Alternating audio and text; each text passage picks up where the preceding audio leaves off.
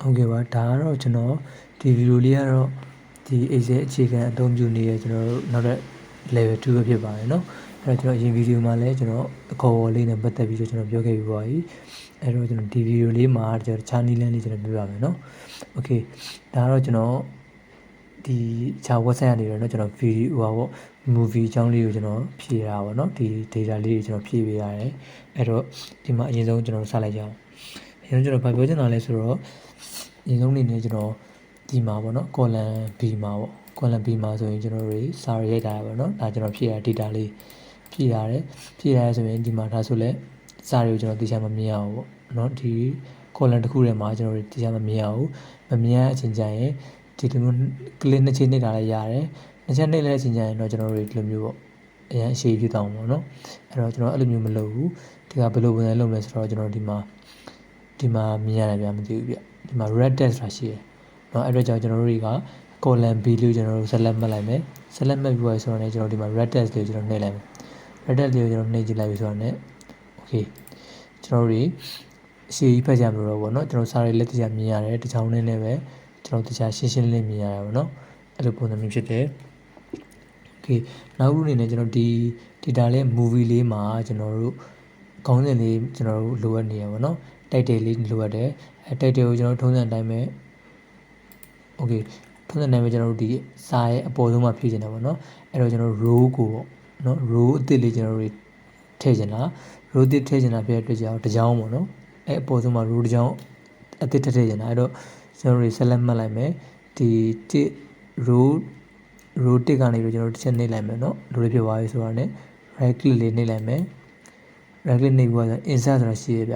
ျအဲ့တော့ကျွန်တော် insert ဆိုတဲ့လေးကိုကျွန်တော်နှိပ်လိုက်ပါ okay ဒါဆိုရင်ကျွန်တော်အပေါ်မှာသူတို့ row တစ်ချောင်းလေးထပ်ပြီးတော့ပေါ်လာပြီပေါ့နော်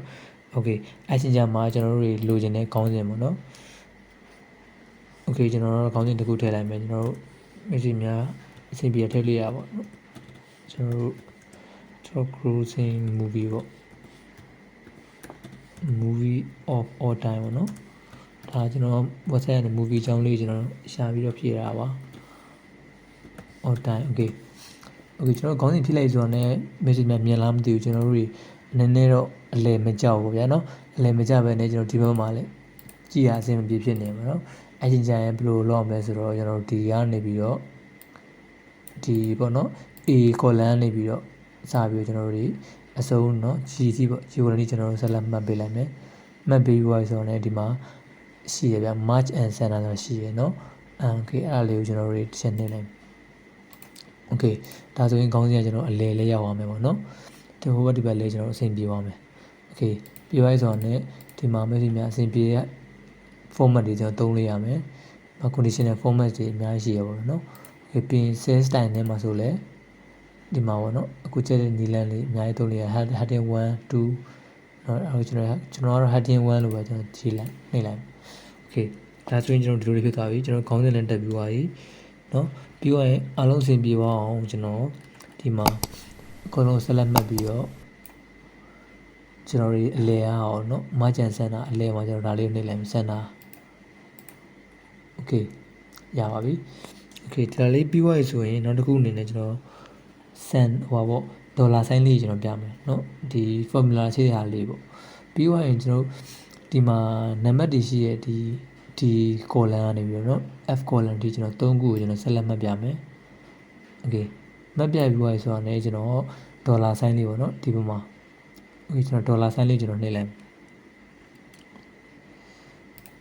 okay ဒေါ်လာဆိုင်းနှိပ်ပြီးဆိုတော့ねကျွန်တော်ဒီလိုမျိုးလေးပေါ်လာမယ်เนาะဒီလိုမျိုးလေးဒေါ်လာဆိုင်းလေးနဲ့ပေါ်လာမယ်ပြီးသွားရင်ကျွန်တော်တို့ file နဲ့ကျွန်တော်တို့ print ကိုကျွန်တော်တွားကြည့်လိုက်မယ်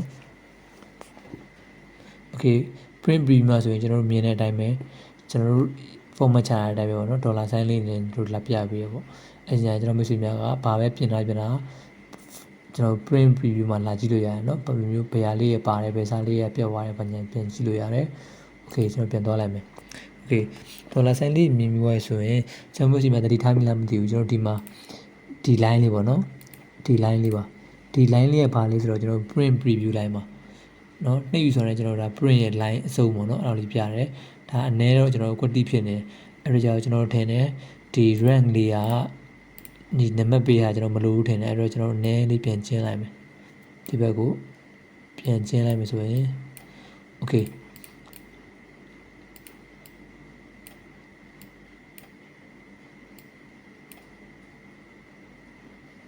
okay เนาะနည်းပြန်ကျင်းလိုက်မယ်ကျွန်တော် okay ပြန်ကျင်းလိုက်ဆိုတော့ဒီမှာ print line နဲ့ကျွန်တော်နည်းနည်းပို့သွားတော့မြင်ရတယ်เนาะ okay ဒါကပထမတစ်ချက်ပေါ့ okay နောက်တစ်ချက်အနေနဲ့ကျွန်တော်တို့တွေဆက်လက်မှတ်ထားတဲ့အတိုင်းပဲကျွန်တော်တို့ဒီကနေပြီးတော့เนาะနံပါတ်1ကနေပြီးကျွန်တော်ဒီကြီးကိုမှတ်လိုက်မယ်ပြီးရင်ဒီမှာ home တက်တဲ့อ่ะเนาะကျွန်တော်တို့ home တက်တဲ့อ่ะကျွန်တော်တို့ border လေးရှိတယ် bottom border ရှိမယ်အပေါ်ပိုင်းလေးပဲလိုချင်တာ top left ပဲရှိမယ် right ညာပဲရှိမယ်ကျွန်တော်တို့ဒီမှာ all border ပေါ့เนาะဇရာအလုံးလေးကျွန်တော်နှိပ်လိုက် all border လေးကျွန်တော်နှိပ်လိုက်ဒါဆိုရင်ကျွန်တော်ဇရာခြိုက်ပြတာလေးဖြစ်ပါမယ် okay အဲ့ချင်းအဲ့လိုမျိုးဇရာခြိုက်သွားဆိုတော့ကျွန်တော်ဒီမှာထုံးစံတိုင်းပဲ file နေကနေ print လေးကိုကျွန်တော်တွားကြည့်မယ် okay print တွားကြည့်သွားဆိုတော့ကျွန်တော်ဒီလိုပေါ့เนาะဇရာလေးပေါ်လာတယ်ကျွန်တော်ဖြည့်ရတဲ့အတိုင်းပဲဇရာလေးပေါ့ဇရာလေးဝင်နေရပါတော့ okay ပြန်ထွက်မယ် okay နောက်တစ်ခုအနေနဲ့ကျွန်တော်တို့စာလုံးအလုံးတွေလည်းကျွန်တော်တို့စင်တာအလဲထားလေကိုထားပြီးပါပြီဒါပဲဖြစ်တဲ့အတွက်ကြောင့်နောက်တစ်ခုဖြစ်တဲ့ကျွန်တော်တို့ Excel မှာပေါ့နော် powerful တစ်ခုဖြစ်တဲ့ကျွန်တော် formula ကိစ္စပါအဲ formula ကိစ္စကိုကျွန်တော်ဒီမှာအရင်ပြရမယ်အလုံးသိတာမှာကျွန်တော် formula ဆိုတာကတော့ကျွန်တော်တို့ဆဲတစ်ခွက်ထဲမှာဖြစ်ရပါတော့ကျွန်တော်တို့ဆဲတကယ်လို့ဆဲချင်းဒီဆဲခွက်လေးပေါ့နော်ဆဲခွက်လေးကျွန်တော်ချင်းဝါနဲ့ formula လည်းကျွန်တော်ချင်းဝါကြမယ်နော်အဲ့တဘောပါအဲ့တော့အမြဲ formula စီကကျွန်တော်တို့အများသောအားဖြင့်ညီမျှခြင်းနဲ့စားတယ်ပေါ့နော်ဥပမာဘယ်လိုလဲဆိုတော့ကျွန်တော်ပြမယ်အဲ့ကျွန်တော်ဒီမှာတစ်ခွက်မှာထောက်လိုက်ရပေါ့နော်ကျွန်တော်တစ်ခွက်မှာထောက်လိုက်ပြီးတော့ကျွန်တော်က equal နော်ကျွန်တော်ညီမျှခြင်းနဲ့စားတယ်ဖြစ်တဲ့ကြောင့် equal ပြီး2ပြီးကျွန်တော်တို့အမြောက်ပေါ့နော်2 index ပေါ့2အမြောက်ပြီး2ရေခွက်ဆိုနေကျွန်တော်တို့ enter ခေါက်လိုက်မယ် okay ဒါဆိုရင်ကျွန်တော်မိတ်ဆွေများ4လို့ဖြစ်သွားတယ်เนาะ2နဲ့4ပါဒါကကျွန်တော် calculator တစ်ခုလိုပါပဲ Excel ဆိုတာကျွန်တော်ကဏ္ဍတင်ချာတွေကိုကျွန်တော်ပေါင်းနှမျိုးစားလို့ရရအဲ့တော့ကျွန်တော်မိတ်ဆွေများဒီမှာဒီဇဲကွက်မှာကျွန်တော်4လို့မြင်ရတာဗျာเนาะကျွန်တော်ဒီ formula bar မှာကျွန်တော်နှိပ်လိုက်ရင်ကျွန်တော်2 into 2လို့ရရတာအဲ့တပုံမျိုးပါအဲ့တော့ဒါဆိုရင်ကျွန်တော်ဒါနှိပ်ကြည့်လိုက်မယ်ဒီ e file လေးကျွန်တော်နှိပ်လိုက်မယ်ဒါဆိုရင်ရှင်းတယ်သူရဲ့အတိုင်းပဲ936.9ပေါ့နော်ဒါကကြတော့အဲ့လိုမဟုတ်ဘူးကျွန်တော်တို့ဒါကကြတော့မြင်နေရတာ4ဖြစ်ပေမဲ့လည်းသူ့ရဲ့ formula ဒီမှာ formula ဝင်နေနော်အဲ့တဘောမျိုးပါပြီးရင်နောက်တစ်ခုအနေနဲ့ကျွန်တော်ဒီမှာ e မှာ domestic ပေါ့နော် domestic မှာဈေးနှုန်းလေးရှိတယ် okay အဲ့ဈေးနှုန်းလေးရဲ့ rate ကို rate ပေါ့နော်နှုန်းဂျာကန်နှုန်းထားကိုကျွန်တော်လိုချင်တာနော် okay ဒါဘယ်လိုလုပ်ရမလဲဆိုတော့ဂျာကန်နှုန်းထားလိုချင်တဲ့ချိန်ကျကျွန်တော် e column ပေါ့နော် okay ဒီ e column ရဲ့အရှိရာဒီ f column ကိုကျွန်တော်ဆက်လက်ပေးလိုက်မယ်ဆက်လက်ပေးဖို့ကနေကျွန်တော် column အသစ်ထဲမှာပြရတဲ့အတွက်ကြောင့်ကျွန်တော်ထုံးစံတိုင်းပဲ right click နှိပ်လိုက်မယ်ပြီး insert ပေါ့နော်အသစ်ထည့်မယ် insert ထည့်သွင်းမယ်အဲ့တော့ကျွန်တော် insert ကိုနှိပ်လိုက်မယ် okay ဒါဆိုရင်ကျွန်တော်တို့ column တစ်ကြောင်းအသစ်ထည့်ပေး okay ဒီရင်ထည့်ပြီးသွားဆိုတော့ကျွန်တော်တို့ဒီအောက်ကဒီသူနဲ့ amount တူတဲ့ကွက်လေးမှာကျွန်တော်တို့က equal နော်ဂျာကန်လုံးလိုချင်တယ်ပေါ့ equal ပြီးသွားရင်D3 ပေါ့နော် D3 မရေးပေါ့ကျွန်တော်တို့ E ကွက်ကိုလိုချင်တာဖြစ်တဲ့အတွက်ကြောင့် E3 divide ပြီး D3 okay ပြီးနော်ရှင်းပါတယ် equal ရေးမယ်ပြီး E3 divide ပြီး D3 ပြီးတော့လည်းကျွန်တော်တို့ enter ခေါက်လိုက်မယ် okay ဒါဆိုရင်ကျွန်တော်တို့ရာခိုင်နှုန်းပေါ့နော်ကျွန်တော်တို့ကဒီမှာအနေနဲ့ဆိုရင် percentage နဲ့ပြရတယ်နော်ဒေါ်လာဆိုင်နဲ့ပြရတယ်ကျွန်တော်တို့လိုချင်တာ percentage ဖြစ်တယ်နော်ရာခိုင်နှုန်းဖြစ်တဲ့အတွက်ကြောင့်ကျွန်တော်ဒါလေးကိုတစ်ချက်ဆက်လက်မှတ်မယ်ပြီးရင်ကျွန်တော်ဒီမှာရာခိုင်နှုန်းရှိမယ်အဲ့ဒါရာခိုင်နှုန်း percentage ကိုကျွန်တော်တစ်ချက်နှိပ်လိုက် okay ဒါဆိုရင်ဒီရာခိုင်နှုန်းနဲ့သူပြပေးလိုက်ပြီနော်မျိုးမျိုးစီများကျွန်တော် decimal တသမ2နေရာလောက်နှိုးကြည့်လဲဆိုလဲရတယ်ဒါလေးကိုကျွန်တော်ဆက်လက်မှတ်မယ်ပြီးတော့လည်းဒီမှာ number အောက်မှာနော် group လေးရှိသေးတယ်အဲ့ဒါကျွန်တော်တစ်ချက်နှိပ်မယ် okay နှိပ်ပြီးဆိုတော့ဒီမှာ percentage မှာ decimal ကိုကျွန်တော်တို့2နေရာပေါ့နော်2နေရာပေါ်ပြရတော့နှစ်ကိုရွေးလိုက်မယ်ပြီး okay နှိပ်လိုက်မယ် okay ဒါဆိုရင်ဒီမှာ percent ကိုကျွန်တော်2နေရာ decimal 2နေရာနဲ့ကျွန်တော်ပြပေးနော် okay အဲ့တော့ဒီတကွက်စာတော့ကျွန်တော်ရရပါတော့နော်အော်တကွက်ဟာတွေလည်းကျွန်တော်ဒီ formula တိုင်းပဲလိုချင်တယ်ဒါဆိုရင်ဘယ်လိုလုပ်မလဲ ဒါဆိုလဲလွယ်ပါတယ်ကျွန်တော်ဒီဟာလေးအောက်မှာအပေါင်းလက္ခဏာလေးပေါ်ရလားကျွန်တော်တစ်ခုမှတ်လိုက်ဆိုတော့အပေါင်းလက္ခဏာလေးပေါ်လာတယ်အဲ့အပေါင်းလက္ခဏာလေးကိုကျွန်တော်တွေကโอเคဒီအောက်ထိကျွန်တော်ဆွဲချပေးလိုက်မယ်သက်ဆိုင်ရာဒီအောက်ထိဆွဲချပေးလိုက်ဆိုတော့ ਨੇ โอเคဒါဆိုရင်ဒီမှာ formula ဝင်ပြီးသားဒါကိုနှိပ်ပြမယ်ဒီမှာ e3 divide d3 အောက်တစ်ချောင်း e4 divide d4 เนาะသက်ဆိုင်ရာ formula တွေဝင်သွားတယ်အဲ့သဘောမျိုးပါကျွန်တော်ပြီးရင်နောက်တစ်ခုက formula တွေဝင်သွားတာဖြစ်တဲ့အတွက်ကြောင့်ဥပမာကျွန်တော်တို့မရှိများက domestic ဒီ amount နေရာမှာကျွန်တော်တို့တွေကပုံမှန်တိုင်းမဟုတ်ဘဲねကျွန်တော်တို့ amount ပြောင်းလိုက်တယ်ပေါ့နော် amount 900ဆိုကျွန်တော်ပြောင်းလိုက်တယ် okay အဲ့ဒါသတိထားမိလားမသိဘူးကျွန်တော်ဒီမှာရေးရတဲ့ percentage လေးရလည်းပြောင်းသွားတယ်ဘာဖြစ်လဲဆိုတော့ကျွန်တော်တို့က sale တစ်ခွက်တွေကို formula နဲ့ချိန်ထားတဲ့အတွက်ကြောင့်ဒီမှာ amount တွေပြောင်းလာတယ်ကျွန်တော်တို့ဒီမှာ percentage ရာခိုင်နှုန်းတွေလည်းကျွန်တော်ပြောင်းလဲသွားမယ်အဲ့သဘောမျိုးပါအဲ့တော့ကျွန်တော်နောက်ပြန်သွားလိုက်မယ်နော် okay နောက်တစ်ခုအနေနဲ့ကျတော့ဘာကိုပြောချင်လဲဆိုတော့ကျွန်တော်တို့ freeze column လို့ပြောချင်ပါတယ်เนาะ freeze column ဘာကိုလဲဆိုတော့ဥပမာကျွန်တော်မျိုးစင်များကဒီ rank ကိုတော့ကျွန်တော်တို့ကိန်းတည်လိုချင်တယ်ဗျာပုံစံကြီးကျွန်တော်တို့လိုချင်တယ်တခြားအရာတွေကျွန်တော်တို့ဒီ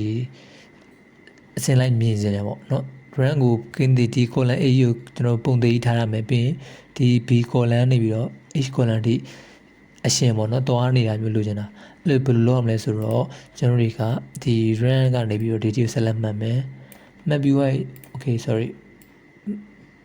မှတ်ပြီးွားဆိုတော့ねကျွန်တော်တို့ဒီမှာ view ရှိပါတယ် view တက်တဲ့ view လေးကိုကျွန်တော်နှိပ်လိုက်ပါနှိပ်ွားဆိုတော့ねဒီမှာကျွန်တော်တို့ free space ကိုမြင်ရမယ်เนาะ free space အဲ့တော့ free space ကိုအောက်ကမြားလေးတစ်ချက်နှိပ်မယ်နှိပ်ွားဆိုတော့ねဒီမှာ free first column top row free space ရှိမယ်เนาะအဲ့တော့ကျွန်တော်တို့အောက်ဆုံးက free first column ကိုကျွန်တော်နှိပ်လိုက် free first column ကိုနှိပ်လိုက်ပြီဆိုတော့ねဘယ်လိုလဲဆိုတော့ဒါလေးကိုကျွန်တော်တို့မှတ်တာပါပြီးရင်အောက်ကဟာနဲ့ကျွန်တော်တွားကြည့်လိုက်မယ်တွေ့လားကျွန်တော်တို့ rank ကတော့ကျွန်တော်တို့ gain တွေရှိနေပြီးတော့ကျွန်တော်တို့အောက်ကဒီ title studio ဒီ worldwide domestic တွေကတော့ကျွန်တော်တို့ဟိုဘက်ကိုတွားနေပေါ့เนาะအဲ့တော့ကျွန်တော်တို့ဒီမှာရှင်းကြည့်လို့ရပါเนาะ rank 1ဆိုလဲကျွန်တော်ဒီမှာ oversee ပေါ့เนาะ amount တွေကိုကျွန်တော်တို့တစ်ခုချင်းနှိုင်းရှင်းကြည့်လို့ရပါတယ်ဒါကတော့ column ဖြစ်ဖြစ် row ဖြစ်ဖြစ်ကျွန်တော်တို့ gain တွေเนาะ gain တွေထားပြီးတော့ကျန်တဲ့အရာတွေနဲ့ကစားတာပါเนาะပို့ပြီးတော့အချိန်ကုန်လည်းတက်တာပြကျွန်တော်တို့လင်းမြန်လွဲကူအောင်ပေါ့အဲ့ဒီပုံမျိုးပါโอเค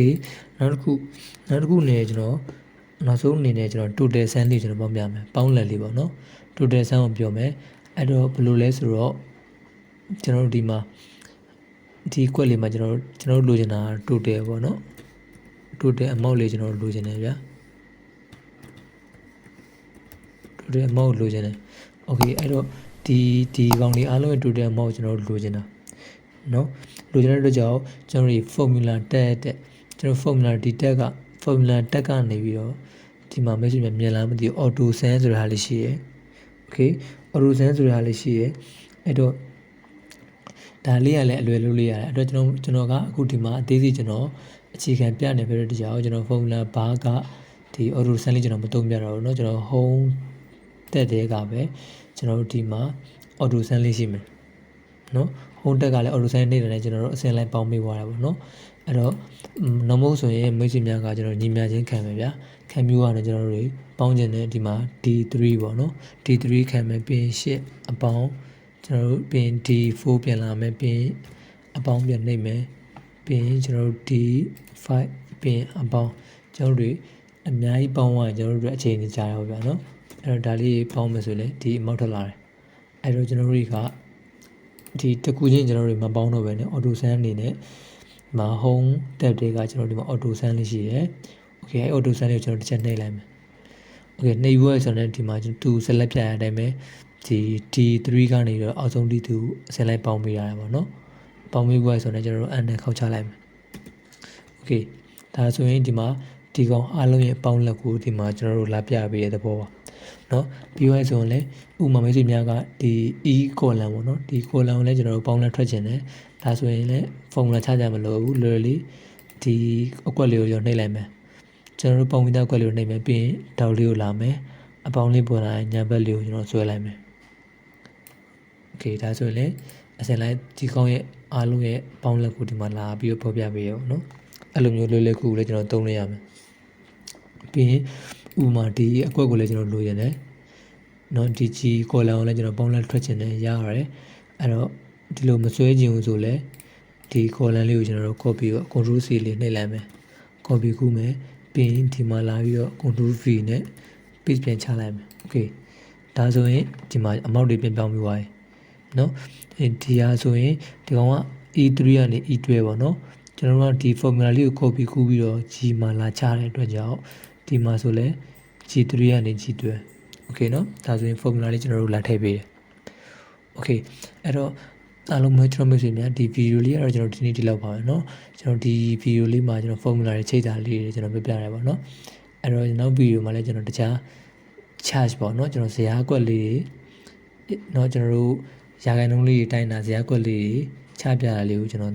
တက်ပြီးတော့တင်ပြပါအောင်မယ်အဲ့ကျွန်တော် video လေးကိုကျွန်တော်ဒီမှာပဲရေးနားလိုက်ပါတယ်ကျွန်တော်မိတ်ဆွေများအားလုံးဒီ video လေးကိုကြည့်ပြီးတော့နားလည်သဘောပေါက်ပါစေလို့ကျွန်တော်မျှော်လင့်ပါတယ်နားမလည်လည်းကျွန်တော် comment အောက်မှာဝင်ရောက်မေးမြန်းနိုင်ပါတယ်เนาะ